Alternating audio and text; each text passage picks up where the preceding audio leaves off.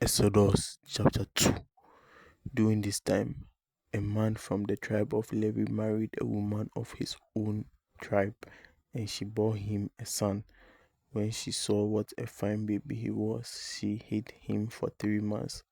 But when she could no long, but when she could not hide him any longer, she took a basket made of reeds and covered it with tar to make it watertight. She put the baby in it and then placed it in the tall grass at the edge of the river. The baby's sister stood some distance away to see what would happen to him. The king's daughter came down to the river to bathe, while her servants walked along the bank.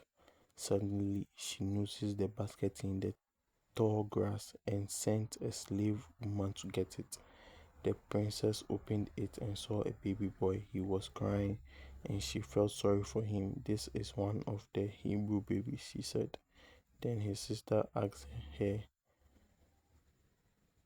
"Shall I go and call a Hebrew woman to act as a witness?"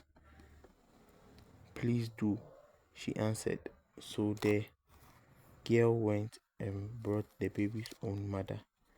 The princess told the woman, "Take this baby and nurse him for me, and I will pay you." So she took the baby and nursed him. Later, when the child was old enough, she took him to the king's daughter, who adopted him as her own son. She said to herself, "I pulled him out of the water, and so I named him Moses." When Moses had grown up, he went out to visit his people, the Hebrews, and he saw how they were forced to do hard labor. He even saw an Egyptian kill a Hebrew, one of Moses' own people. Moses looked all around, and when he saw that no one was watching, he killed the Egyptian and hid his body in the sand. The next day, he went back and saw two Hebrew men fighting. He said to the one who was in the wrong, "Why are you beating up a fellow Hebrew?" The man answered, "Who made you our ruler and judge? Are you going to kill me just as you killed that Egyptian?" Then Moses was afraid and said to himself, "People have found out what I have done." When the king heard about what had happened, he tried to have Moses killed, but Moses fled and went to live in the land of Midian. One day, when Moses was sitting by a well, 7 daughters of Jethro, the priest of Midian, came to draw water and fill the troughs for their father's sheep and goats. But some shepherds drove Jethro's daughter away.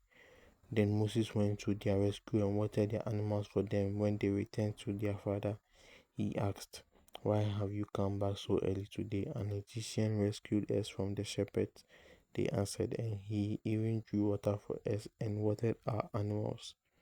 "Where is he?" he asked his daughters. "Why did you leave the man out there? Go invite him to eat with us." So Moses agreed to live there, and Jethro gave him his daughter Zipporah in marriage, who bore him a son. Moses said to himself, "I am a foreigner in this land," and so I named him Gershom. Years later, the king of Egypt died, but the Israelites were still groaning under their slavery and cried out for help. Their cry went up to God, who heard their groaning and remembered his covenant with Abraham, Isaac, and Jacob. He saw the slavery of the Israelites and was concerned for them.